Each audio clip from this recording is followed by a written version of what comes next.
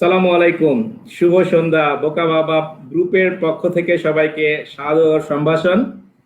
প্রতিদিনের মতো আজকেও আমি জাকির আপনাদের সাথে হাজির হয়েছি মাই ফাদার মাই হিরো শিরোনামে আমাদের আড্ডায়। আমাদের সাথে প্রতিদিন একজন খুব ভালো মনের মানুষ আমাদের সাথে থাকেন। আজকেও একজন মানুষ আছেন যিনি মানুষ নয়, যিনি মহামানব, যিনি এমন কিছু কাজ করছেন তার প্রত্যন্ত এলাকায় এবং নিজেকে এমনভাবে বিকশিত করেছেন। তিনি তিনি অনেক ভালো ভালো কাজ করে যাচ্ছেন, অনেক অ্যাঞ্জেলিক কাজ করে যাচ্ছেন। সো বোকা বাবা এই গ্রুপের মাই ফাদার মাই হিরো শিরোনামে আমরা যে আড্ডাটা আয়োজন করছি, আমাদের প্রত্যাশা প্রতিটা পরিবার হোক স্বর্গীয়, প্রতিটা সম্পর্ক হোক স্বর্গীয়। পিতামাতা যেন সন্তানের সাথে একটা গভীর সুন্দর বন্ধনের ভিতরে থাকতে পারে। পিতামাতা যেন একদম সঠিক নীতি নৈতিকতার উপরে নিজেদের জীবন গড়ে এবং সন্তানদেরকে সুনাগরিক হিসাবে একটা ভালো মানুষ হিসাবে গড়ে তোলার জন্য সমস্ত প্রচেষ্টা অব্যাহত থাকেন। একটা পরিবারই হতে পারে ভালো মানুষ গড়ার কারখানা, যে পরিবর্তনের মাধ্যমে আমরা দুনিয়াকে বদলাতে পারবো। আজকে আমাদের সাথে এই গল্পগুলো বলার জন্য একজন বিশিষ্ট ব্যক্তি আমাদের সাথে যুক্ত আছেন। ওনার নাম হলো সীমানুর রহমান। উনি একজন প্রধান শিক্ষক, উনি একটা অটিজম স্কুল চালান এবং উনি সারা বাংলাদেশের যত অটিজম বা এই ধরনের বাচ্চারা যারা আছে তাদেরকে নিয়ে কাজ করেন। আমরা এখনই তাকে ওয়েলকাম জানাচ্ছি এবং আপনাদের যারা আমাদের সঙ্গে যুক্ত হয়েছেন সবাইকে স্বাগতম, অভিনন্দন। আপনারা আপনাদের পেজে আমাদের এই গ্রুপটাকে শেয়ার দেবেন এবং আপনাদের বন্ধু বান্ধবকে অ্যাড করবেন এবং শিওরলি আপনাদের যে কোনো মতামত প্রশ্ন থাকলে আপনারা যে কোনো সময় যে কোনো প্রশ্ন করতে পারবেন। আমরা এখনই ওয়েলকাম জানাচ্ছি আমাদের আজকের বিশেষ অতিথি মোহাম্মদ সীমানুর রহমান ভাই। আসসালামু আলাইকুম। ওয়ালাইকুম আসসালাম। ভাই কেমন আছেন? জি আলহামদুলিল্লাহ, আপনি ভালো আছেন? জি আলহামদুলিল্লাহ ভালো আছি। বোকা বাবা গ্রুপের মাই ফাদার মাই হিরো শিরোনামে আড্ডায় আপনাকে স্বাগতম। আপনার অনেক ব্যস্ততার মধ্যেও আপনি সেই সুদূর লালপুর থেকে আমাদের সাথে যুক্ত হওয়ার জন্য আমরা আপনার কাছে কৃতজ্ঞ এবং ধন্যবাদ। আমরা অলরেডি আমাদের দর্শকদের নিয়ে লাইভে চলে এসেছি। আমি এখন আপনাকে রিকোয়েস্ট করব, আপনি যদি আপনার বাল্যকাল থেকে বিস্তারিত পরিচয় দেন, আপনি কোথায় পড়াশোনা করেছেন, আপনার শিশুকাল, হাই স্কুল, কলেজ এবং আপনি এখন কি করছেন, সাথে আপনার বাবার পরিচয় দিবেন। আপনার বাবা কোথায় আছেন, কি করছেন, আপনার সন্তানরা কয়জন আছেন, কি করছেন, ভাই বোন আপনার কতজন। তো বিস্তারিত পরিচয় দিয়ে আমাদের দর্শকের জন্য আপনার বাবার যে মতাদর্শ, আপনার বাবার যে আদর্শ, আপনার বাবার যে স্ট্র্যাটেজি ছিল আপনাকে একজন পরিপূর্ণ মানুষ করার জন্য, এইগুলো আপনি আমাদের দর্শক এবং আমাদের সকলে শেয়ার করবেন। সেখান থেকে আমরা অনুপ্রাণিত হয়ে আপনার বাবার আদর্শের অনেক কিছু আমাদের জীবনে আমরা হয়তো বাস্তবায়ন করতে পারবো। এই গ্রুপে আমাদের উদ্দেশ্য প্রতিটা পরিবার হোক সুন্দর, প্রতিটা পিতামাতা সন্তানের কাছে তাদের শিরোমণি হিসেবে থাকুক এবং সন্তানের সাথে পিতামাতার সম্পর্কগুলো আরো গভীর, আরো বোঝাপড়ার, আরো আন্ডারস্ট্যান্ডিং এবং মধুর করার জন্যই আমাদের আয়োজন। তো আপনাকে স্বাগতম। আপনি প্লিজ সীমানুর ভাই শুরু করেন। Thank you very much. ধন্যবাদ। মাই ফাদার মাই হিরো শিরোনামে নিয়মিত আড্ডা অনুষ্ঠানের আয়োজক, পরিকল্পনাকারী, উপস্থাপক, শ্রদ্ধেয় সদা হাস্যোজ্জ্বল বড় ভাই ইঞ্জিনিয়ার এম জাকির আহমেদকে প্রথমে কৃতজ্ঞতা জানাচ্ছি যে আমার মতো একজন ছোট নগণ্য মানুষকে এই আড্ডায় স্থান করে দিয়েছেন, কথা বলার সুযোগ করে দিয়েছেন, সেজন্য কৃতজ্ঞতা জানাচ্ছি। সেই সাথে আজকে যারা আড্ডায় রয়েছেন, আমরা যারা দূর দূরান্ত থেকে যারা দেখছি লাইভ প্রোগ্রামে এবং যারা পরবর্তী দেখবেন, যারা অ্যাডমিন রয়েছেন, সকলকে আমার পক্ষ থেকে সালাম ও ধন্যবাদ জানাচ্ছি। আসসালামু আলাইকুম। আজকে স্লোগান প্রতিটি পরিবার হোক সুন্দর, প্রতিটি সম্পর্ক হোক স্বর্গীয়। অবশ্যই এই বিষয়ে কথা বলার জন্য আমি চেষ্টা করব যতটুকু সম্ভব কথা বলার জন্য। প্রথমে আমার পরিচয় দিয়ে দিই। আমি আল্লাহ রাব্বুল আলামিনের একজন বান্দা এবং মরহুম ডাক্তার ইয়াদ আলী ও মোসাম্মদ ফাতেমা বেগমের কনিষ্ঠ সন্তান। মোহাম্মদ সীমানুর রহমান আমার নাম। আমি জন্মগ্রহণ করি 2 এপ্রিল 1984 সালে বাংলাদেশের উত্তরবঙ্গ বিভাগ রাজশাহী রানী ভবানী নাটোর কবির বনলতা সেনের নাটোর জেলার বাংলাদেশের উত্তর উষ্ণতম উপজেলা লালপুর এবং কাঁসাই শিল্পের জন্য বিখ্যাত লালপুর উপজেলার ব্রিটিশ নীলকরদের কুঠি বিলমারিয়া মহরকা গ্রামে আমার জন্ম। আমি জন্মগ্রহণ পর আমরা 5 ভাই 2 বোন, সবার ছোট এবং কনিষ্ঠ আমি সন্তান আমার পিতা এবং মাতার।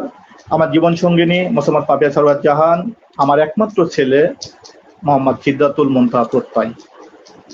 সব পরিচয়। আর পড়াশোনার কথা, আমার শিক্ষা জীবন, আমি পার্শ্ববর্তী গ্রামের একদম গ্রামে মোমিনপুর সরকারি প্রাথমিক বিদ্যালয় নামে একটা প্রতিষ্ঠান আছে, সেই প্রতিষ্ঠান থেকে সর্বপ্রথম 1 থেকে 5ম শ্রেণী, তারপর মঞ্জিল পুকুর এলাকার একটা প্রতিষ্ঠান উচ্চ বিদ্যালয় থেকে এসএসসি, এবং পার্শ্ববর্তী মহারকার ডিগ্রি পাস অনার্স কলেজ থেকে এইচএসসি, এবং ঢাকায় একটি বেসরকারি বিশ্ববিদ্যালয় থেকে বাংলা অনার্স ও মাস্টার্স ডিগ্রি শেষ করি।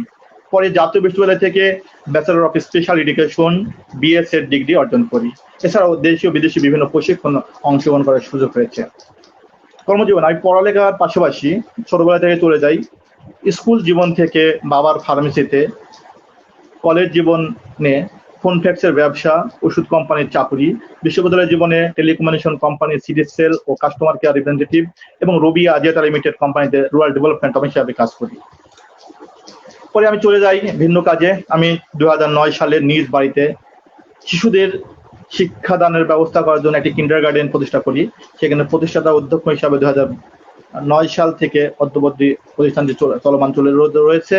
তারপর 2012 সাল থেকে আমি স্পেশাল চাইল্ডের জন্য, মানে অটিজম প্রতিবন্ধী বাচ্চাদের জন্য একটা বিশেষ শিক্ষা প্রতিষ্ঠান চালু করি। সে 2012 সাল থেকে প্রতিষ্ঠানটির নাম ছায়া প্রতিবন্ধী অটিস্টিক বিদ্যালয়, যার প্রতিষ্ঠা প্রধান শিক্ষক হিসাবে রয়েছি। পাশাপাশি মহারকা ডিগ্রি পাস অনার্স কলেজের বাংলার প্রভাষক হিসাবেও যুক্ত রয়েছি। পাশাপাশি আমি বাংলাদেশের উত্তরবঙ্গে একমাত্র একটি প্রতিষ্ঠান শুরু করতে চলেছি, ছায়া স্পেশাল টিচার ট্রেনিং কলেজ, এর অধ্যক্ষ হিসেবেও আমি নিযুক্ত রয়েছি। শিক্ষকতা দিয়ে কর্মজীবন শুরু হলেও সমাজকর্মী হিসাবে লালপুরে বিভিন্ন সংগঠনের সাথে জড়িত রয়েছি। পাশাপাশি নিজেকে একটি সংগঠন তৈরি করেছি আপনাদের দোয়ায়। আমি প্রথমে লালপুর পাবলিক লাইব্রেরির সহসভাপতি হিসেবে দায়িত্ব পালন করি, প্রথম আলো বন্ধু সভার সাধারণ সম্পাদক হিসেবে দায়িত্ব পালন করি, গ্রামে 2009 সালে মহারকা মোমিনপুর পাবলিক লাইব্রেরি স্থাপন প্রতিষ্ঠার সভাপতি এবং মহারকা মডার্ন কিন্ডারগার্টেন স্থাপন করি, লালপুর জেনারেল হাসপাতাল অ্যান্ড ডায়াগনস্টিক সেন্টারের ব্যবস্থাপনা পরিচালক হিসেবে দায়িত্ব পালন করি এবং স্থাপন করি, ছায়া প্রতিবন্ধী অটিস্টিক বিদ্যালয় স্থাপন, পরিকল্পনা, রূপদান সবটাই চেষ্টা করেছি করার জন্য, এবং পাশাপাশি বাংলাদেশ বেসরকারি অটিজম প্রতিবন্ধী বিদ্যালয় শিক্ষক কর্মচারী ফেডারেশনের প্রতিষ্ঠাতা সভাপতি হিসাবে দায়িত্ব পালন করছি। সেই সাথে আবার উত্তরবঙ্গে আমি বলেছি প্রথমেই যে উত্তরবঙ্গে আমরা একটা ছায়া স্পেশাল টিচার ট্রেনিং কলেজ করছি, যেখানে যেসব স্পেশাল স্কুল রয়েছে সেসব স্কুলের টিচারেরা সেখানে প্রশিক্ষণ নিতে পারবে। এটা ন্যাশনাল ইউনিভার্সিটির আন্ডারে আমরা প্রক্রিয়াধীন। এবং সাথে সাথে মহারকা ভিলেজ ফাউন্ডেশন, আমার যে এলাকায় জন্ম মহারকা গ্রামের নাম, সে এলাকাকে ডেভেলপ করার জন্য আমাদের একটা ভিলেজ ফাউন্ডেশন, মহারকা ভিলেজ ফাউন্ডেশন নামে একটি সংস্থা রয়েছে। সেই সংস্থারও একজন পরিচালক, পাশাপাশি ইসা মাল্টিপারপাস কোঅপারেটিভ সোসাইটি লিমিটেডের সাধারণ সম্পাদক ও একসাথে চলি একটি সমাজ কল্যাণমূলক সংস্থা, প্রতিবন্ধী বান্ধব সংস্থার নির্বাহী পরিচালক হিসেবে দায়িত্ব পালন করছি। এই হচ্ছে আমার নিজের পরিচয়। পাশাপাশি আমি যে স্কুলটা স্থাপন করি 2012 সালে, আমি স্কুলে একটু বিবরণ দিয়ে দিই। 2012 সালে প্রত্যন্ত অঞ্চলে নাটোরের লালপুরে মহারকা একটি প্রত্যন্ত অঞ্চলে গ্রামে ছায়া প্রতিবন্ধী অটিস্টিক বিদ্যালয় স্থাপন করি। সেখানে স্বল্প করে আমরা প্রথমে যখন স্কুলে স্থাপন করি, সেখানে আমার বাড়িতে, আমার যখন কিন্ডারগার্টেন স্কুল ছিল আমার বাড়ির আঙ্গিনায়, সেখান থেকে আমার যাত্রা শুরু, যে আমার 2জন প্রতিবন্ধী বাচ্চা আমার স্কুলে ভর্তি হয়। সেখান থেকে আমার স্বপ্ন জাগে স্পেশাল চাইল্ডের জন্য একটি স্কুল স্থাপন করার জন্য। সেখানে 2012 সালে আমরা ছায়া প্রতিবন্ধী অটিস্টিক বিদ্যালয় নামে আলাদা একটি স্কুল তৈরি করি কিন্ডারগার্টেনের বাইরে। সেখানে একটি অন্যতম বৃহৎ, বর্তমানে প্রতিষ্ঠানটি তো অল্প দিনেও যদি স্থাপন হলেও বিশেষ শিক্ষা প্রতিষ্ঠান হিসাবে পরিচিতি লাভ করেছে সারা বাংলাদেশে সহজেই। প্রতিবন্ধী জনগোষ্ঠীর একাধিক কল্যাণের স্বার্থেই প্রতিষ্ঠানটির জন্ম। ইতিমধ্যেই আমার সাথে আমাকে অনুপ্রেরণা যোগানোর জন্য অনেক বাংলাদেশ ব্যাংক, সমাজ কল্যাণ মন্ত্রণালয়, জেলা প্রশাসক নাটোর, স্থানীয় প্রশাসন এই প্রতিষ্ঠানকে সহায়তা করছেন। পাশাপাশি বিভিন্ন সংগঠন, আজকের এই অনুষ্ঠানের সঞ্চালক যিনি, উনিও আমাকে এই প্রতিষ্ঠানকে তৈরি করার জন্য অনুপ্রেরণা জুগিয়েছেন এবং সাপোর্ট দিয়েছেন। সেজন্য আমি যারা আজকের এই প্রতিষ্ঠানকে তৈরি করতে সাপোর্ট দিয়েছেন তাদেরকে আমি আমার পক্ষ থেকে কৃতজ্ঞতা জানাচ্ছি।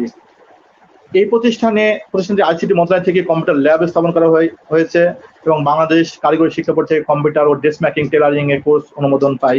বর্তমানে 291 জন প্রতিবন্ধী শিক্ষার্থী ও 32 জন শিক্ষক কর্মচারী পেশাজীবী নিয়ে একদম ফ্রিতে, কোনো বাচ্চাদের উইদাউট বেনিফিট বা উইদাউট স্যালারি বিহীন আমরা পড়ালেখা করাচ্ছি। পড়ালেখার পাশাপাশি চিকিৎসা, থেরাপি সহ সকল প্রতিবন্ধীদের সহায়তা অদ্যবত করে আসছি। ইতিমধ্যে আমি সামাজিক এই কাজের স্বীকৃতি স্বরূপ মাদার তেরেসা স্বর্ণপদক, নওয়াব সিরাজউদ্দৌলা অ্যাওয়ার্ড, মানব হিতৈষী সম্মাননা এবং প্রতিবন্ধী উত্তোলন সফল উদ্যোক্তা হিসাবে জেলাতে কয়েকটি বার পুরস্কৃত হয়েছি বা সম্মাননা স্মারক লাভ করেছি। তো আজকের প্রোগ্রাম যেটা বিষয় যাকে বলে দিচ্ছে যে বাবার সম্পর্কে গল্প করা, বাবাকে নিয়েই কথা। তো আজকের কথা প্রথম বোকা বাবা যে পেজটা তৈরি করেছে, সেটা অবশ্যই আমি মনে করি যে পৃথিবীর সকল বাবাই একটা সন্তানের কাছে বোকা। আর বোকা না হলে কেন এত সন্তানকে এত প্রায়োরিটি দিয়ে, এত ভালোবাসা দিয়ে, এত সবকিছু উৎসর্গ দিয়ে কেন ভালোবাসবে? আর তার পাশ্চাত্যই অনেক কিছুই আমরা দেখে যাই সমাজের বুকে, অনেক কিছুই। আমি একটা গল্প বলে শুরু করছি যে আমি কিছুদিন আগে একটি আমাদের নাম বলবো না, নাম সাইলেন্ট রাখছি, আমাদের এলাকায় একজন বড় মাপের মানুষ ছিলেন, বড় চাকরি করতেন, বড় ঢাকাতে তার 5 তলা বাড়ি আছে, 2টা সন্তান আছে, সন্তানেরও স্টাবলিশড ইঞ্জিনিয়ার একজন, ডাক্তার একজন। আমি ওই বাসাতে, ভদ্রলোকের বাসাতে, রিটায়ারমেন্টের বাসাতে যাওয়ার সুযোগ হয়েছিল। আমি যখন গিয়েছিলাম তখন একটি গল্প বললো, গল্প করতে করতে উনি কান্না করতে লাগলো যে এই 5 তলা বাড়িতে আমি থাকি 3 তলাতে, আমার ছোট ছেলে থাকে নিচ 2 তলাতে এবং আমার একটা ছেলে থাকে 4 তলাতে। অথচ যখন খাবার সময় হয় শুধুমাত্র বাড়ির কাজের বুয়া দিয়ে আমার খাবার পৌঁছানো দেওয়া হয়। আর আমার ছেলের মানে আমার নাতি স্কুলে যায় প্রাইভেট কার নিয়ে, আমি কোথায় গেলে হেঁটে যেতে হয় বা রিক্সাতে যেতে হয়। উনি বলে কাঁদতে শুরু করলেন। অথচ বাংলাদেশের বড় একটি সরকারি ফার্স্ট ক্লাস অফিসার হিসেবে চাকরি করে গেছেন, অনেক ধন সম্পদ আছে। এই যে এইটা, আমি সেজন্য আজকে বাবার এই কাহিনীর সামনে নিয়ে আসার জন্য, সারা বাংলাদেশকে প্রসাদ দেওয়ার জন্য, সারা বিশ্বকে জানানোর জন্য আমি আজকের সঞ্চালক জাকির ভাইকে আমি কৃতজ্ঞতা জানাচ্ছি। বাবার সম্পর্কে বলতে গেলে বাবা শুধু একজন মানুষ নন, সেটা একটি সম্পর্ক নাম নয়, বাবার মাঝে জড়িয়ে থাকে বিশাল এক অদ্ভুত মায়াবী প্রকাশ। পৃথিবীর সকল বাবাই তার অহংকার। আমি মনে করি যার যার বাবা তার কাছে অহংকার। যেমন আমার বাবা আমার অহংকার। আমার বাবা ছিলেন একজন গ্রাম্য চিকিৎসক। আমি বলি আমার বাবা ছিলেন একজন গ্রাম্য চিকিৎসক। আমার বাবার প্রথম থেকেই বলি, বাবা আমার জন্মের আগে আমার বাবা যখন ছোটবেলা ছিলেন তখন আমার দাদা মারা যান। আমার বাবা ছিলেন একজন, আমার দাদার একজন সন্তান। সেখানে আমার বাবা মানুষ করার মতো কেউ ছিল না, মানে ছোটবেলায় জন্ম থেকে।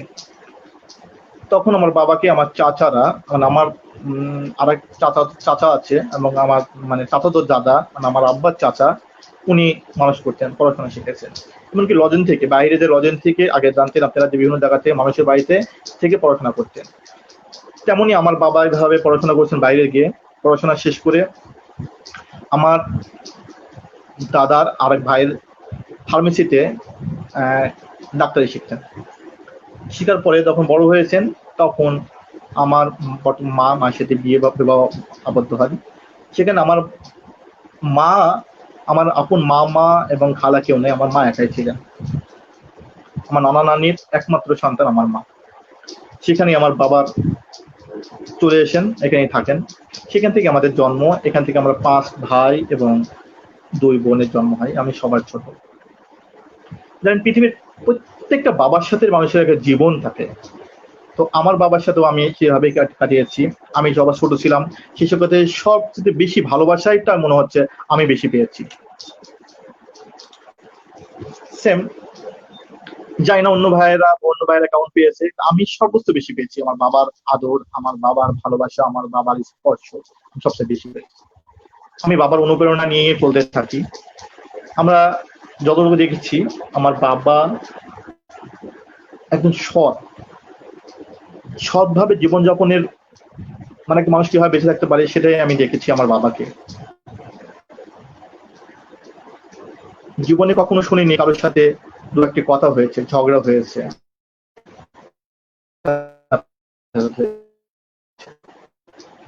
এলাকার কখনো কেউ বলে না, সবাই বলে তোমার বাবা ভালো ছিলেন। তো এই যে আদর্শ বাবার ফেরা, এটা ধার করে আমরা চিন্তা করি বাবার আদর্শ নেই। আমি দেখেছি আমি ছোটবেলায় যখন সাইকেল চালানো শিখতাম, তখন আমার বাবা আমাকে সাইকেল চালানো শিখেছে। যখন বাবা হাটে যেতেন বা বাজারে যেতেন, তখন আমাকে বাজারে নিয়ে যেতেন বাবা। তো আমি মনে করি যে সবচেয়ে বাবা যেখানেই ঘুরতে গেছে আমাকে নিয়ে গেছে, যখন যেখানেই গেছে, বাবা কোনো কাজে গেছে, দূরে কোথাও গেছে, আমাকে নিয়ে যেতেন। সেজন্য আমি মনে করি আমার বাবা আমার অহংকার। আমার বাবা ছিলেন একজন সৎ, এবং বাবা থেকে অনেক অনুপ্রেরণা শিখেছি, মানুষের সেবা করা শিখেছি, আর সেই অনুপ্রেরণা নিয়েই আমি চলতে শিখছি। বাবার বিশ্বাস ছিল আমরা কোনো অন্যায়কে প্রশ্রয় দেব না, আমাদের দ্বারা কারো ক্ষতি হবে না, অপকার হবে না, সেটুকু নিয়ে চেষ্টা করছি বাবার বাবার এই আদর্শকে ধারণ করেই চলতে। সত্যি আমাকে শিখেছে সৎভাবে জীবনযাপন করতে, সৃষ্টিকর্তার সান্নিধ্যে থাকতে। শিখেছে ন্যায় অন্যায়। বাবা নেই, 13 বছর হলো আমার বাবা পৃথিবীতে এখন নেই। 13 বছর হলে 2007 সালে আমার বাবা ছেড়ে যান না ফেরার দেশে। কিন্তু বারবার জন্য বাবার সামনে আসছেন, পরামর্শ দিচ্ছেন, স্বপ্ন দেখাচ্ছেন। বাবা ছাড়া যে আমার স্বপ্নগুলো ঝরা পাতার মতো। বাবা সবসময় যেখানেই ঘুরে বেড়ান আমাকে নিয়ে যেতেন, জগৎকে অন্যরকম ভাবে দেখার জন্য, জানার যে আকাঙ্ক্ষা, এইসব বাবার কাছ থেকেই পেয়েছি। বর্তমানে আমার মা আছেন, সবাই বলে আমি বাবা মাকে মানে খাবার দিয়ে যাই, তাই বলে। আমি সেটা বলি না, আমি বলি আমার মায়ের কাছে আমি থাকি। আমার 5 ভাই 2 বোন, আমার মা, আমি এবং আমার ফ্যামিলি অদ্যবধি আমার মায়ের খাই, মায়ের সাথে থাকি, মায়ের বাড়িতেই থাকি এখন পর্যন্ত। সেটাই যতটুকু পারি চেষ্টা করি মাকে সেবা যত্ন করার জন্য। এই হচ্ছে আমার বাবা এবং মা গল্প বললাম আপনাদের সামনে। যদি আপনার কোশ্চেন থাকে আমার কিছু বলতে পারেন, চেষ্টা করবো বলার জন্য। থ্যাংক ইউ সীমানার ভাই। আপনি একজন অতি মহামানব। আপনি যে ধরনের কাজ করছেন এবং যত রকমের সামাজিক পরিবর্তনের জন্য আপনি কাজ করছেন, এই জন্য আপনাকে সেলিউট, আপনাকে আমরা অভিনন্দন জানাচ্ছি, আপনাকে আপনার সুস্বাস্থ্য কামনা করছি, এবং আপনি যেন অনেক বেশি আরো কাজ করতে পারেন, পৃথিবীকে যেন আরো অনেক কিছু দিয়ে যেতে পারেন। সবসময় আমরা আপনার এই মঙ্গল কামনা করি। আমি জাস্ট আমাদের সাথে অনেকে যুক্ত হয়েছেন, তাদেরকে আমরা একটু ওয়েলকাম জানাই। আমাদের সাথে যুক্ত আছেন সেন্টু, আমাদের সাথে ওয়ালিয়া থেকে যুক্ত আছেন আলামিন। আলামিন বলেছেন যে থ্যাংক ইউ, আমাদেরকে দুজনকে দেখছি খুবই পরিচিত মানুষ, অনেক সুন্দর লাগছে। থ্যাংক ইউ ভেরি মাচ আলামিন। সেন্টু জিজ্ঞেস করেছে সীমানুর ভাই আপনাকে দেখছেন এবং বলছে অনেক সুন্দর লাগছে, কেমন আছেন? সেন্টু কমেন্টস করেছে। আমাকে আমাদের এক ভাইয়া কমেন্টস করেছেন সেলিউট, আপনার গল্প শুনে উনি অনুপ্রাণিত হয়েছেন এবং উনি আপনাকে সেলিউট জানিয়েছেন। এবং আমাদের সাথে যুক্ত আছেন আমাদের জালালউদ্দিন বাবু ভাই যুক্ত আছেন। বাবু ভাই দেখছেন আমাদেরকে। বাবু ভাই থ্যাংক ইউ ভেরি মাচ আমাদের সাথে যুক্ত থাকার জন্য। আপনার কোনো কমেন্টস বা কোনো প্রশ্ন থাকলে আমাদেরকে করতে পারেন। আমাদের সাথে হেলাল হোসেন যুক্ত আছেন, আমাদের সাথে লিটন যুক্ত আছেন, এবং আমাদের সাথে আনিসুর রহমান এবং শফিকুল ইসলাম যুক্ত আছেন। সবাইকে অসংখ্য ধন্যবাদ। যারা যুক্ত হয়েছেন তারা ইচ্ছা করলে শেয়ার করতে পারেন এবং আপনাদের কোনো প্রশ্ন থাকলে আমাদের গেস্টকে করতে পারেন। সীমানুর ভাই থ্যাংক ইউ, খুবই ভালো লাগছিল আপনার বাবার কথা শুনতে। আমাদের কিছু কমন প্রশ্ন আছে, যে কথাগুলো আমরা বাবাদের গল্প আরো জানতে চাই। আপনার বাবার সাথে আপনার যদি এরকম কোনো স্মৃতি থাকে, বা আপনার জীবনে এরকম কোনো কাজ করেছেন বাবার সাথে করে, অথবা আপনি এমন কিছু একটা ঘটনা বা স্মৃতি বা কোন একটা ইভেন্ট আপনার মনে পড়ছে, যে ইভেন্টের মাধ্যমে আপনি এমন কোনো মেসেজ পেয়েছিলেন, যে মেসেজটা আপনি সারা জীবন আপনার জীবনের চলার পথের একটা দিক নির্দেশনা বা বাতি হিসেবে রয়ে গেছে, এরকম কোনো যদি স্মৃতি আমাদের সাথে শেয়ার করেন, এবং সেটা যেন আমরা আমাদের জীবনে আমরা মিলিয়ে কাজে লাগাতে পারি আর কি। যদি এরকম কোনো স্মৃতি থাকে যদি একটু শেয়ার করেন। আচ্ছা, হ্যাঁ অবশ্যই। যারা লাইনে আছেন, যারা আমাদের সাথে যুক্ত আছেন, তাদেরকে অনেক অসংখ্য ধন্যবাদ আমাদের কথা শোনার জন্য, সময় নষ্ট করে। ধন্যবাদ জাকির ভাই সুন্দর প্রশ্ন করার জন্য। আমার স্মৃতি তো অবশ্যই প্রত্যেকটা মানুষেরই বাবার সাথে একটা স্মৃতি থাকে, তো আমার স্মৃতি একটু ভিন্ন রকম। আমি যখন ক্লাস 1-এ পড়ি, যখন 1-এ পড়ি, তখন স্কুলে যাওয়ার পরে একটা অনীহা ছিল, স্কুলে যেতে চাচ্ছিলাম না। আমার মনে আছে আমার বাবা সবসময় একটু পড়াশোনার উপর আগ্রহ বেশি করেছেন, যে আমাকে স্কুলে যাওয়ার জন্য। যাতে যাচ্ছিলাম না, তখন সেই দিন আমাকে জীবনের প্রথম একদিনই বাবা আমাকে আঘাত করেছিলেন, সেদিন যিনি স্কুলে যাচ্ছিলাম না, এবং স্কুলে আমাকে আঘাত করে আমাকে স্কুলে রেখে এসেছেন। আমার একটু মনে আছে। আর সেই থেকে স্কুল কামাই করে নাই, মানে যাওয়া শুরু করেছে, পড়াশোনা করেছে, যতটুকু পারিছি চেষ্টা করেছি আমার মতো সাধ্য মতো করে। তো সে মনে হয় যে বাবা সেদিন হয়তো বা আমাকে এবার আঘাত না করলে আমি স্কুলে পড়াশোনা করতাম না বা অন্য কোনো কাজে লিপ্ত হয়ে যেতাম। তো সেজন্য আল্লাহর কাছে আমার বাবাকে ব্যস্ত বাসী করুক, আমি আল্লাহর কাছে বলি। আর সেই সাথে আরেকটি আমার একটা বাবার সাথে একটি আহ, মনে আছে যে একবার ছোটবেলায় হাটে গেছিলাম, হাট করতে। আমার গ্রামে তো হাটে যেতে হয় বাজার করতে আর কি, বাজার জন্য। রাইট। তো গিয়ে বাবা আমাকে বলছে যে তুমি এখানে থাকো, আমি বাজার করে নিয়ে আসি। সাইকেলে করে বসে আছি ছোটবেলায়। তো বাবা যখন গেছে অনেকটা দেরি হয়ে গেছে, তখন অনেক দেরি হয়ে গেছে, তখন আমি অনেক কান্দাকাটি করছি, খুঁজতে গেছি যে আমি আবার হারাই ফেলছি। তো অনেক খোঁজাখুঁজি করে বাবা তো গোটা হাট খুঁজছে, এলাকার লোকজন পরে আমাকে ডেকে নিয়ে এসে বসায় রাখছে। পরে অনেকক্ষণ পরে বাবা যখন খুঁজে পাইছে তখন গাই আমি শান্ত হয়েছি। আমার অনেক স্মৃতিটা মনে আছে আর কি, বাজারে আমার পার্শ্ববর্তী বিলমারিয়া বাজারে গিয়ে আর কি। এ তো বাবার স্মৃতির মনে আছে আর কি। তো আমি যাকে ভাই আপনি বললে, আমি একটা বাবার সম্পর্কে একটা থ্যাংক কবিতা, ইউ। মানে দু একটা প্লিজ প্লিজ আপনি আপনি বলেন। প্লিজ করে যান, প্লিজ। বাবা, তোমার দানির পৃথিবীর দেখা, রক্তের সুতোয় আছি সদা যুক্ত। তুমি আল্লাহর মহাদান, তোমার জন্য বিধি আমাকে দিয়েছে প্রাণ। বাবা, বিষম মনে পড়ছে অতীত, হামাগুড়ির পর পাপা করে হাঁটা, তারপর দুষ্টু ছেলের মতো বাড়িটা মাথায় তুলে দুষ্টামি। বাবা, একটুখানি অসুখে ওষুধ খাইয়ে দিতে, ওষুধ খাওয়ার গাফলেতে মাকে কত শুনতে হতো বোকা। গালের চুমু গালে আজ আর আমার গালে হয় না আঁকা। বাবা, কাঁধে চড়ে তোমার থেকে বড় হতাম, দেখতে যেতাম পড়ন্ত বিকেলে খেলার মাঠ। ভোর সন্ধ্যায় আগেই বাড়ি ফেরার তাগিদ, রাতের খাবারে মাছের মুড়িটা দিতে দিতে প্লেটে। বাবা, খোকা তুই স্কুলে যা, শিক্ষা ছাড়া মানুষ জীবন চলে না, মানুষ হও এই উপদেশ আজ পাঠেও। ধন্যবাদ। একটি কবিতা, এক থ্যাংক লাইন ইউ, আমি খুবই শোনানোর সুন্দর, চেষ্টা খুবই করলাম। সুন্দর। এবং আমি এটা আপনার স্বরচিত কবিতাটা অনেক সুন্দর হয়েছে এবং আমাদের সবাইকে ইমোশনাল করে দিয়েছে। একটা জিনিস আমরা জানতে চাই আপনার কাছ থেকে। আমরা একটু ভিন্নভাবে বাবাদের ব্যাপারে আমরা চিন্তা করি, যেমন এরকম অনেক সময় মনে হয় যে আমাকে অনেক বাবারাই বলেছেন যে বয়সের সাথে সাথে বাবার প্রতি যে অনুভূতি, অর্থাৎ আমার বয়স যখন কম থাকে বা আপনার বয়স যখন কম থাকে বা যে কোনো সন্তানের বয়স যখন কম থাকে, এই বয়স বাড়ার সাথে সাথে এবং বাবা যখন চলে যায়, তো আপনার জীবনেও কি এরকম হয়েছে যে বাবার প্রতি যে অনুভূতি, বাবার নিয়ে যে চিন্তা বা বাবার যে ভাবনা, সেটা কি আপনার বয়সের সাথে সাথে চেঞ্জ হয়েছে? কিভাবে চেঞ্জ হয়েছে যদি একটু বলেন। না, এটা তো আসলে পারিপার্শ্বিকের বিষয় থাকে ভাই, যে পারিপার্শ্বিক বিভিন্ন কারণে বিভিন্ন চেঞ্জ হয়ে যায়। তখন এক ধরনের চলাফেরা ছিল, এক ধরনের কাজ ছিল, তখন চিন্তা ছিল এক রকমের। কিন্তু পারিপার্শ্বিক কারণে বিভিন্ন বাধার সম্মুখীন হয়ে অনেক পরিবর্তন হয়ে যায় মানুষ, স্বাভাবিক কারণে। আমরাও আসলে পরিবর্তন হয়ে গেছি। তখন বাবা চলতেন একভাবে জীবনযাপন, এখন সমাজ চলছে অন্য ভিন্ন রকমের। কিচ্ছু করার নেই, আমরা তো চলতে হবে সামাজিকতার কারণে আর কি। তো এরকম কি হয়েছে যে আপনার সন্তান হওয়ার পরে আপনার বাবার প্রতি অনুভূতিটা চেঞ্জ হয়েছে, বা বাবা চলে যাওয়ার পরে আপনার বাবার অনুভূতিটা চেঞ্জ হয়েছে? ছোটবেলায় বাবাকে অন্যরকম মনে হতো, এখন অন্যরকম মনে হচ্ছে, এরকম কি কখনো হয়েছে?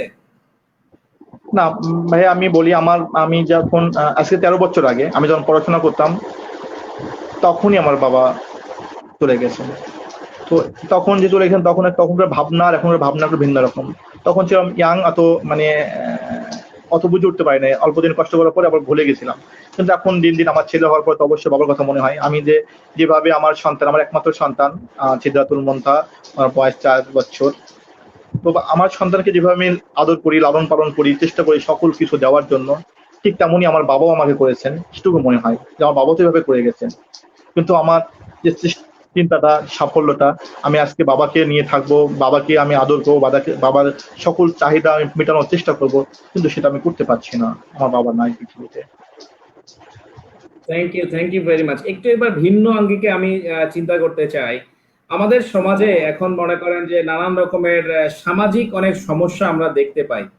তো আমাদের এই এই আলোচনাটার একটা বড় উদ্দেশ্য আমাদের সবাইকে সচেতন করা, বিশেষ করে যারা এখন মধ্যবয়সী বাবা, ইভেন আপনি, আপনার ভাই, আপনার যে আপনার পারিপার্শ্বিক যারা বন্ধু বান্ধব, তাদের এখন যারা সন্তান আছে, বিভিন্ন কারণে এই সন্তানগুলো একটা রিস্কের মধ্যে পড়ে যাচ্ছে। তারা নানান কারণে, নানান বন্ধু বান্ধব বা নানান সঙ্গ দোষে নষ্ট হওয়ার সম্ভাবনা আছে।